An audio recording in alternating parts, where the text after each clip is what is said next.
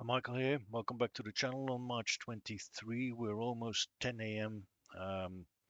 In Europe, Brussels in particular. Um, European markets have been open for an hour, and US markets will open later in the afternoon.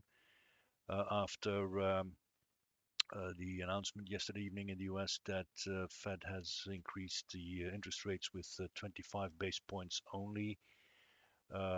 There's a bit of confusion in the markets, and I expect a calm day today. And that's why I'll take you with me on some maintenance on the data later on. The 25 base point increase is on one hand a relief. A larger increase now would have strangled the economies. A lower one would have accentuated the worries around the banking crisis, suggesting that the Fed would not want to impose too much strain on the banks. So the 25 base point is somewhere a courageous and rational decision. It brings us now in the range between 4.75 and 5% for the most important interest rates. And you remember that the outlook of the Federal Reserve was that by the end of 23 we would be landing at an interest rate of 5.1. Now, if we would consider that we're currently at 4.75, and by the end of 23 we need to land at 5.1, it means that we could still expect one more increase in the interest rates of 25 base points. One hand, that is good news because that seems like we can swallow that. On the other hand, there are also no indications in the communication of the Fed yesterday that the interest rates would be decreasing. So my guess is as good as yours, but it would be that we'd be looking at these interest rates hovering between 4.75 and 5 for the rest of 2023. Um, If we look at the dashboard today, you can see that I fixed the little error that was there yesterday. It was a small typo. So we see now indeed Europe open and will close in about 7.5 hours. US will open in 4.5 hours, as mentioned here. If we look at the top movers from yesterday, we see very small increases. The biggest riser yesterday was a super microcomputer with an increase of 3.96% only, which indicates very prudent markets. Only 4 shares in the sweet spot, with, to be honest, Moelis and Company with a spread of 22.56, which I did not validate yet. We did validate together the day before yesterday the spread of PDD Holdings, which is still in the sweet spot. The spread has decreased a little bit compared to yesterday, from 21.02 to 18.48. That has to do with the increase that PDD has seen over the day yesterday. Looking at the left side of the dashboard here, we see that there are 5 shares that have broken their first resistance, and that have not yet been picked up by the updates that I've been doing this morning. Otherwise, they wouldn't have popped up here. And I thought it was a good idea um, to go with you together through these 5 shares. Look at what the first resistance is as being provided by my brokerage account, and change it if it is necessary. 4 of them have a current rating of accumulate. Normally, I would not bother looking at shares with a rating of hold or reduce. Well, I would validate that that is their rating, but analyzing in detail, I would not do that. Considering it's only one, we'll have a look at that.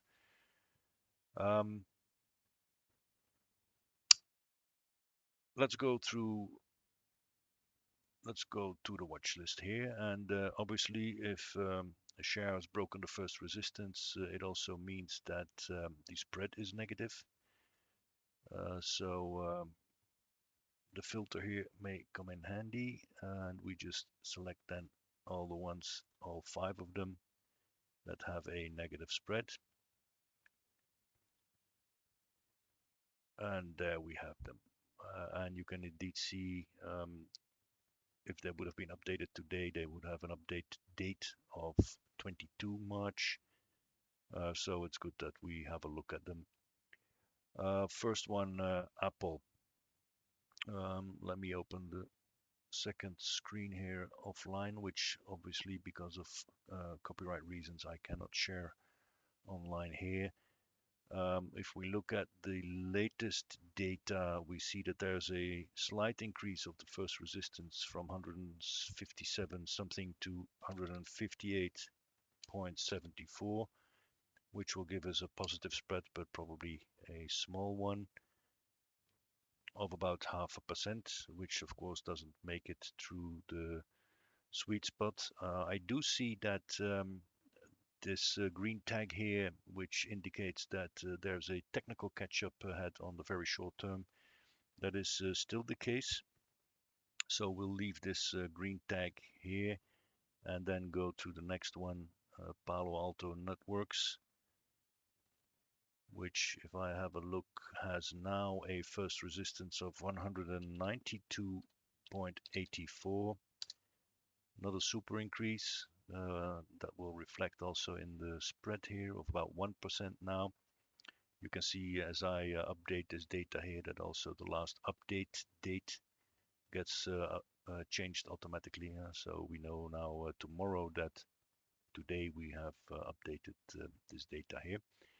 And you can also see that this is the indicator that the current price has surpassed the first resistance, and as I update the first resistance, the current price will drop over here. For Exelixis, it means that the current first resistance, let me have a look. Oh, that's quite a bit of an increase there, 22.04, with a current price of 18.31, gives us a very nice spread, 20.37. Obviously, we'll need to validate that, but this is definitely a share that when we go back to the dashboard later will pop up in the sweet spot. SMCI, actually the first resistance that I get through the feed is the same as it is now, which means that there's no change in the spread. That could be because it's on an all-time high, or maybe the data hasn't been refreshed yet. We do see that it has a very nice increase yesterday of 3.96%. So congratulations to the people who had that in their portfolio. But it is what it is. And then the last one, Arista Networks, the same story. The first resistance is still indicated at 164.2. So what I will definitely do today, obviously, is validate this very nice spread here for Exelixis, and then see if I do the calculations myself, if that would change. The last time I calculated the first resistance for these two shares, it was 112.54 and 166 respectively. But that is about 2 days ago. But just let's put it in and see what the result would be with my calculated spreads on calculated resistances on these spreads here. If I put here 112.541, we'd be looking at a spread of 8.89, very nice. And the same one here for Arista, 166.061. That would be spot on, obviously, because the current price is about the same. So let's have a look what the result here is. First unfilter this here before I forget what the result is on the dashboard. And there we see Exelixis indeed popping up with its spread of 20.37, still behind Moelis. I'm I'm not so enthusiastic about this Moilis share because it goes up and down like crazy. But yeah, that's it for today. Um, I hope you found this of interest. The strategy here is on calm days where there's not much to be expected to invest a little bit time in the quality of the data and in the quality of the file. Over the past days, I've been working on the dashboard, and today I've been doing some cleanup in the data that otherwise I would not touch with the highest priority. Thank you again very much for joining today. Please subscribe every now and then. Give these videos a little like so that the YouTube algorithm continues picking these videos up and promoting them also to others. That's very much appreciated. And thank you very much in advance. Have a great day.